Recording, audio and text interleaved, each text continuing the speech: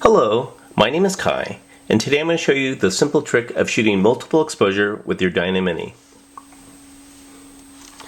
Now, when shooting multiple exposures, you set the camera up as you would for a normal exposure. That means checking your shutter. For outdoor shooting, it should be set to N, which is about 1/100th of a second. Next, check your aperture. We have two choices of aperture on the Diana Mini, cloudy and sunny. Switch the lever to whatever is appropriate for the lighting condition. Next, check your focus. There are 4 zones on the Diana Mini. Guesstimate how far you are from your subject and set your lens to the appropriate zone. And finally, you take your exposure.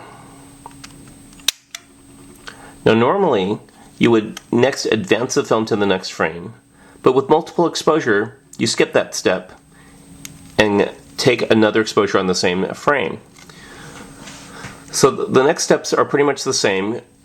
Check your shutter and aperture, which shouldn't change unless you're changing locations and the lighting changes considerably. Check your focus for the appropriate setting from your next subject. Then you take your next exposure.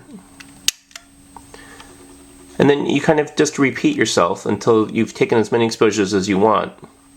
One thing to remember is that the exposures are additive, so with each exposure you're adding another, you're doubling or tripling the number, the amount of light hitting the frame.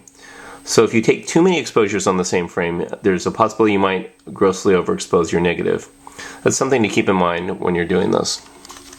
When you're done taking your multiple exposures, you simply advance the film to the next frame and you're ready to go again.